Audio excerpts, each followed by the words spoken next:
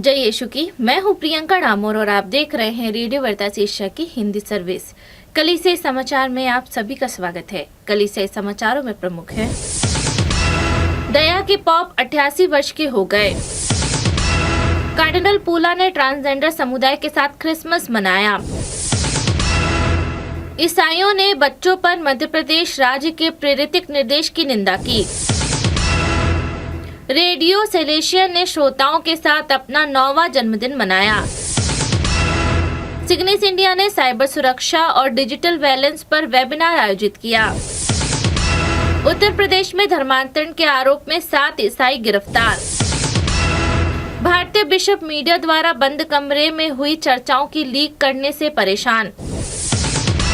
पुरोहित भारत के गोवा में मिशन के साथ रेस्टोरेंट चलाते हैं। अब जानते हैं समाचार विस्तार से। दया के पॉप 88 वर्ष के हो गए। पॉप फ्रांसिस 17 दिसंबर को 88 वर्ष के हो गए।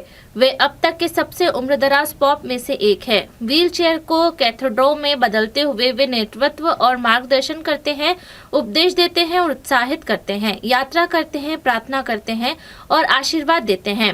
विश्वासियों और बड़ी दुनिया को चौंकाते हैं और आश्चर्यचकित करते हैं। इतिहास अंततः उनका और उनके पॉपत्व का मूल्यांकन करेगा।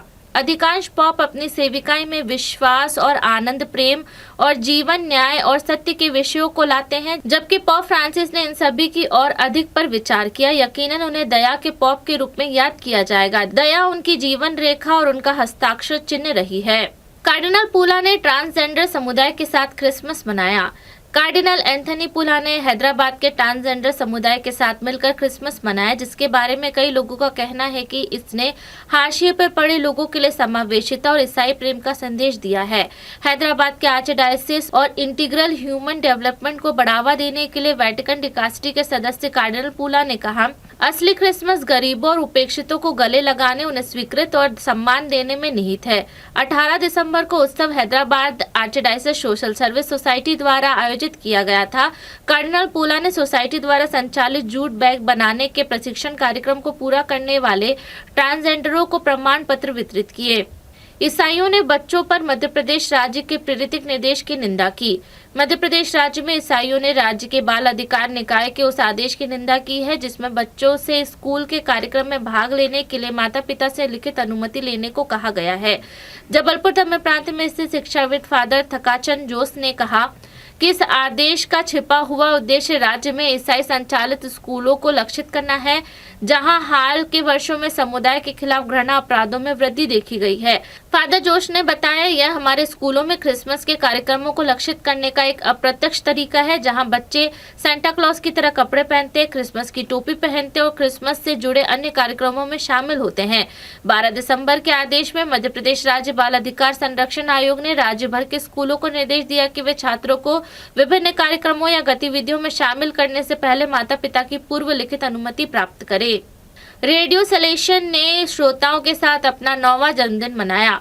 दार्जिलिंग हिल्स के पहले कॉलेज आधारित समुदाय रेडियो ने एक दूर दराज के चाय बागान गांव के श्रोताओं के साथ अपना 9वां जन्मदिन मनाया। सेलेशियन कॉलेज ऑटोनोमस सोनाडा से संचालित रेडियो सेलेशियन कोलकाता सेलेशियन का एक उपक्रम है, जिसका दावा है कि यह दक्षिण एशिया सेलेशियन का एकमात्र सामुदायिक रेडियो है। कार्यक्रम समन्वयक रेडियो पत्रकार समीर छेत्री कहते हैं, रेडियो सेलेशियन 90.8 FM ने पिछले सप्ताह मीरिक सब डिवीजन के तहत मारमा टी असिस्ट श्रोताओं के नेतृत्व में केक काटने की रस्म के साथ बड़े उत्साह के साथ अपना 9वां जन्मदिन मनाया। उत्तर प्रदेश में धर्मांतरण के आरोप में 7 ईसाई गिरफ्तार। 2 पास्टर सहित 7 ईसाइयों ने उत्तर प्रदेश राज्य की अदालत में जमानत के लिए आवेदन किया है, क्योंकि उन्हें व्यापक धर्मांतरण विरोधी कानून का उल्लंघन करने के आरोप में गिरफ्तार किया गया था। गिरफ्तार ईसाइयों को कानूनी मदद देने वाले कार्यकर्ता ने कहा, हमने 16 दिसंबर को उत्तरी उत्तर प्रदेश में सीतापुर की एक स्थानीय अदालत में उनकी जमानत के लिए आवेदन किया था। सुरक्षा कारणों से नाम न बताने की शर्त पर कार्यकर्ताओं ने कहा, उम्मीद है कि उन्हें जल्द ही जमानत मिल जाएगी। उत्तर प्रदेश में पुलिस ने ईसाइयों को 13 दिसंबर को राज्य के धर्मांतरण विरोधी कानून का उल्लंघन करने के आरोप में गिरफ्तार किया था, जो बल, जबरदस्ती, अनुचित प्रभाव या प्रलोभन का उपयोग करके धर्मांतरण को अपराध मानता है। सिग्निस इंडिया ने साइबर सुरक्षा और डिवीजन वैलेंस पर वेबिनार आयोजित किया। 16 दिसंबर को सिग्निस इंडिया ने साइबर चैंपियन संतुलित ऑनलाइन जीवन के लिए साइबर सुरक्षा और वैलेंस रणनीतियां विषय पर एक वेबिनार आयोजित किया। इस कार्यक्रम में 110 से अधिक उपस्थित लोगों ने भाग लिया। मादा टीवी तमिलनाडु में तकनीकी विभाग के महाप्रबंधक फादर जैनत सेकंड ने सत्र के लिए संसाधन व्यक्ति के रूप में कार्य किया। उन्होंने रोड टू जेरिको के बारे में पॉप के संदेश पर प्रकाश डाला, जिसमें डिजिटल दुनिया में कमजोरियों को दूर करने में करुणा और सतर्कता की आवश्यकता पर जोर दिया गया। उन्होंने सभी से साइबर स्पेस के खतरों से खुद को और दूसरों को बचाने के लिए अच्छे समर्टन के रूप में कार्य करने का आग्रह किया। अपनी प्रस्तुति के दौरान फादर सेकर ने साइबर अपराध के वैश्विक खतरे पर प्रकाश डाला, जो व्यक्तियों, व्यवसायों और सरकारों को समान रूप से प्रभावित करता है। भारतीय बिशप मीडिया द्वारा बंद कमरे में हुई चर्चा को लीक करने से परेशान। भारतीय कैथोलिक बिशप सम्मेलन ने मीडिया द्वारा नई दिल्ली में ईसाई सांसदों के साथ बंद कमरे में हुई बैठक के चुनिंदा विवरण को प्रसारित करने पर निराशा व्यक्त की है। नई दिल्ली में बैठक के 10 दिन बाद 13 दिसंबर को एक आधिकारिक बयान में सम्मेलन ने कहा, विवरणों की चुनिंदा प्रसार ने भ्रम पैदा किया है और चर्चाओं की प्रकृति को गलत तरीके से प्रस्तुत किया है। सम्मेलन के अध्यक्ष आर्च बिशप एंड्रयू स्टडत और अन्य अधिकारियों ने 3 दिसंबर को लगभग 20 ईसाई सांसदों से मुलाकात की, जिनमें अल्पसंख्यक मामलों के संघीय राज्य मंत्री जॉर्ज कुरियन भी शामिल थे। चर्च के अधिकारियों में विभिन्न सम्मेलन आयोग के सचिव शामिल थे। बयान में कहा गया कि बिशप अज्ञात स्रोतों द्वारा मीडिया को विश्वास भंग करने और चुनिंदा जानकारी जारी करने से बहुत निराश है। पुरोहित गोवा में मिशन के साथ रेस्टोरेंट चलाते हैं। ब्रिटिश नागरिक कॉल कॉक्स को यह जानकर आश्चर्य हुआ कि सेंट जोसेफ वास कैंटीन, जहां उन्होंने ओल्ड गोवा में कुछ नाश्ता और चाय पी थी, एक कैथोलिक डायसेशन पुरोहित द्वारा संचालित है। यूके के एक निजी फर्म में काम करने वाले 32 वर्षीय वैज्ञानिक ने बताया, नाश्ता बहुत स्वादिष्ट है और मैं यह जानकर हैरान रह गया कि इसे एक कैथोलिक पुरोहित चला रहे हैं। कॉक्स ने कहा, यह मेरा तीसरी बार पुराने गोवा का दौरा है और यहाँ भीड़ बढ़ती जा रही है, जो सेंट फ्रांसिस जेवियर में उनकी गहरी आस्था को दर्शाता है।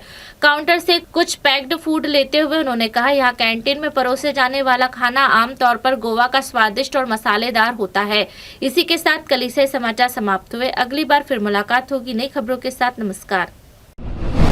रेडियो वेरितास एशिया आपके लिए लेकर आए हैं RVA mobile app. RVA mobile app पर हमारे विभिन्न प्रकार के कार्यक्रमों का लाभ लें, हमसे जुड़े और एशियाई ईसाईयत की आवाज का हिस्सा बने।